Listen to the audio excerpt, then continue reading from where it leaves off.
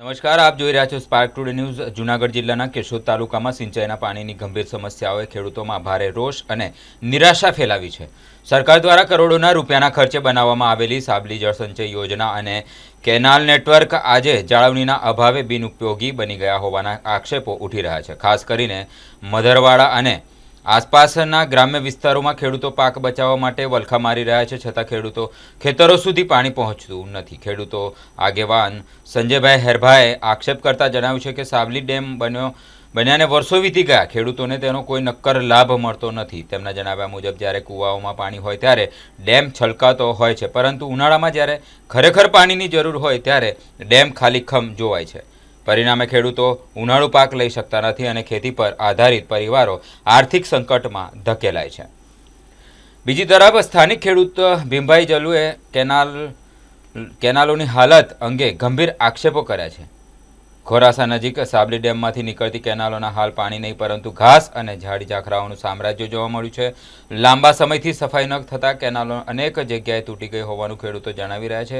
ખેડૂતોનું કહેવું છે કે હાલની સ્થિતિમાં પાણી છોડવામાં આવે તો પણ છેવાડાના ખેડૂતો સુધી પહોંચવું મુશ્કેલ છે। ખેડૂતોમાં સૌથી વધુ રોષ એ બાબતનો છે કે કરોડો રૂપિયાની જાહેર સંપત્તિ જાળવણીના અભાવે બિન ઉપયોગી બની રહી છે, ત્યારે ખેડૂતો પાણી એક ટીપા માટે સંઘર્ષ કરી રહ્યા છે। ખેડૂતોની માંગ છે કે સાબલી ડેમને સૌની યોજના સાથે જોડવામાં આવે જેથી વિસ્તારની પાણીની સમસ્યાઓ કાયમી ઉકેલ આવે। પરિસ્થિતિ બહુ ખરાબ છે। સાબડીનો ડેમ બનાવ્યો છે વર્ષો થયા, પણ ખેડૂતોને એનો નામથી હજી લાભ મળ્યો નથી। ખેડૂતો ચારીકોર હેરાન છે, ખાતરમાં લાઈનમાં રહેવાનું। આ ડેમ છે તો એનું પાણી કેવી રીતના મળે? પાણી અત્યારે કેનાલ બનાવી છે, પણ એ કેનાલમાં જ્યારે પાણી કેનાલથી નીચે પાણી ડેમમાં વયું જાય પછી કેનાલમાં પાણી કઈ રીતે આપી શકે એ લોકો? અત્યારે પાણી માટે તમે શું કરો? પાણી માટે કૂવા માટે ને બોરમાં કૂવા ઉલારે બધા થઈ ગયા, કલાક અડધી કલાક કૂવાઓમાં પાણી હાલે। ડેમની કેવી રીતના પરિસ્થિતિ હોય છે? ડેમની પરિસ્થિતિ બસ અમારા કૂવા છલોછલ ભર્યા હોય ત્યારે ડેમે છલોછલ ભર્યો હોય, જ્યારે અમારા કૂવા ખાલી થાય ત્યારે ડેમે પણ ખાલી થઈ ગયો હોય। આનું કોઈ પાણી તમને મળ્યું જ નથી? ના, એકાદી વખત આપ્યું છે પાણી, પછી અમને આનો લાભ મળ્યો જ નથી। મારું નામ હેરભા પોલાભાઈ ગીગાભાઈ, ગામ મગરવાડા, તાલુકો કેશોદ, જિલ્લો જુનાગઢ। પાણીની સાહેબ એવી વાત છે, અત્યારે જ્યારે કોરોનાના સમયે આપણે પાણીની જોતું હોય ત્યારે ડેમમાં પૂરતું પાણી હોતું નથી। સરકારશ્રીએ કરોડો રૂપિયાના ખર્ચે કેનાલનું કામ પણ કરેલ છે, એની અંદર તેણે ઝાડી ડાળખા અને એમણે અવ્યવસ્થા રૂપે પડેલી છે। સરકારશ્રીને એવી અમારી નમ્ર વિનંતી છે કે આની અંદર સૌની યોજનાનો જો વહેલી તકે પહોંચાડે અને અમને લાભ મળે એવી અમારી એક નમ્ર વિનંતી છે। આથી ઘણા ગામના ખેડૂતોને સિંચાઈ માટેનું પાણી ભરપૂર રીતે ઉપયોગ થઈ શકે। મારું નામ હેરભા સંજયભાઈ માંડણભાઈ, ગામ મગરવાડા, તાલુકો કેશોદ।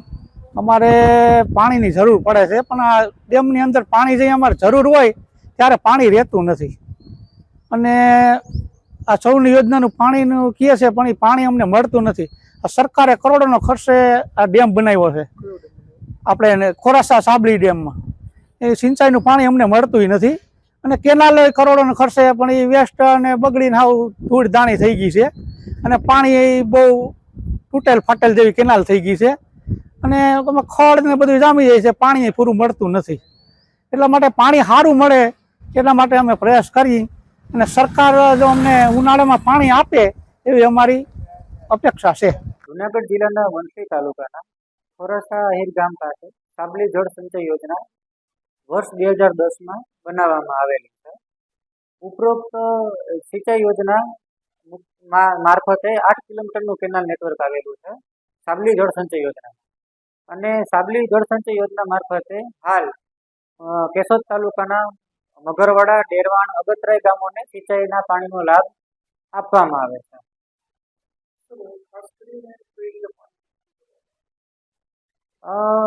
જનરલી સાબલી સિંચાઈ યોજનામાંથી રવિ સિઝન શિયાળુ માટે દિવાળીની આસપાસ ખેડૂતોની એક મિટિંગ બોલાવવામાં આવે છે સિંચાઈ ખાતા મારફતે।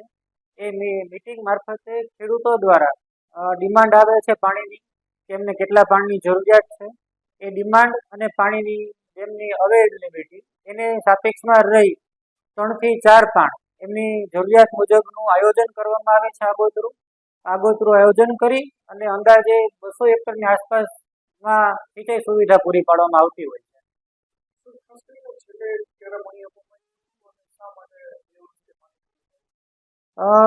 અત્યારે રેકોર્ડ તપાસતા સાબલી જળસંચય યોજનામાં મુખ્ય કેનાલ મારફતે વર્ષ 2022-23માં 109 હેક્ટરમાં 3 પાણ, વર્ષ 2023-24માં 150 હેક્ટરમાં 3 પાણ આપવામાં આવેલું છે. વર્ષ 2024-25 અને 25-26માં આપણા સૌરાષ્ટ્ર વિસ્તારમાં ખૂબ સારો એવો વરસાદ હોવાને હિસાબે ખેડૂતો મારફતે પાણી છોડવા બાબતની ડિમાન્ડ આવેલી ન હોય એટલે છેલ્લા 2 વર્ષમાં ઇરિગેશન માટે પાણી પૂરું પાડવામાં આવેલું નથી.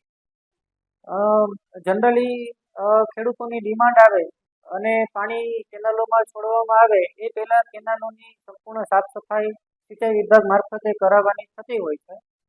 રહી વાત છેલ્લા 2 વર્ષની, ડિમાન્ડ ના હોય આમ છતાંય ચોમાસા પહેલાં કેનાલોમાં જે પણ ઝાડી છાપરા છે એ દૂર કરવાની કામગીરી સિંચાઈ વિભાગ મારફતે પૂર્ણ કરી લેવામાં આવશે. રહી વાત કેશોદ નગરપાલિકા દ્વારા, તો ઉપરોક્ત માની લો સાબલી જળસંચય યોજના છે એ વર્ષ 2010માં બનાવવામાં આવેલી છે. જે સમયે યોજના બનતી હતી ત્યારે પીવાના પાણી માટેની કોઈ ડિમાન્ડ નહોતી, એટલે સિંચાઈ સુવિધા પૂરી પાડે અને રિચાર્જ હેતુ અને મુખ્યત્વે એના માટે આ યોજના બનાવવામાં આવેલી હતી. રેકોર્ડ તપાસતા વર્ષ 2022ની આસપાસ 7 MLD પાણીની ડિમાન્ડ કરવામાં આવેલી છે નગરપાલિકા દ્વારા. પરંતુ આપણે સાબલી સિંચાઈ યોજનાનો રેકોર્ડ તપાસીએ તો આપણે એની મુખ્ય સપાટી ગ્રોસ સ્ટોરેજ છે એનો 7.20 મિલિયન ઘન મીટરનો છે, લાઈવ છે 6.40 મિલિયન ઘન મીટર. હવે આપણે જેમ જેમ એપ્રિલ માર્ચ સુધી પહોંચતા જઈએ તેમ ડેમની કેપેસિટીમાં ઘણો ઘટાડો થાય છે અને શિયાળા સિઝન મારફતે આપણે ખેડૂતોને પાણી આપીએ તો ઉનાળા ઋતુમાં આપણે પાણી પૂરું નથી પાડી શકતા. શિયાળામાં 4 પાણ લગી પાણી આપીએ તો ઉનાળામાં આપણી પાસે ડેમમાં એટલું પાણી નથી હોતું, કારણ કે કેનાલના OSL લેવલ સુધી પાણી પહોંચી જાય છે. તો ઇરિગેશનમાં આપણે માંડ જો હોય તો ઓરવણા માટે માંડ 1-2 પાણી આપી શકીએ, એટલે પીવાનું પાણી આપણે પૂરું પાડી શકીએ એવી પરિસ્થિતિ ન હોવી અને નીતિ વિષયક બાબત હોય, એટલે આપણે જે તે સમયે નગરપાલિકાને પાણી પૂરું પાડવા મારફતે નીતિ વિષયક બાબત હોય એનો જવાબ જે તે સમયે આપણે ઓન પેપર આપેલો છે.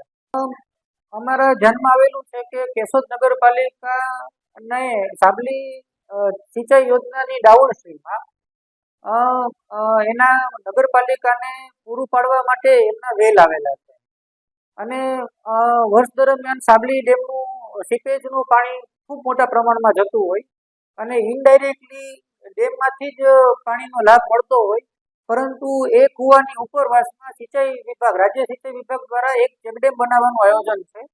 જે ચેકડેમની કામગીરી ગત વર્ષે લગભગ 30-40% જેવી પૂર્ણ કરી દીધી છે અને આ વર્ષે પાણી સુકાયા બાદ અમારું આયોજન છે કે એક ચેકડેમ સંપૂર્ણપણે પૂર્ણ થઈ જાય. જો ઉપરોક્ત ચેકડેમ પૂરું કરી દેવામાં આવશે તો એનો સીધો જ ફાયદો આજુબાજુના વિસ્તારના ખેડૂતોને તો થશે જ,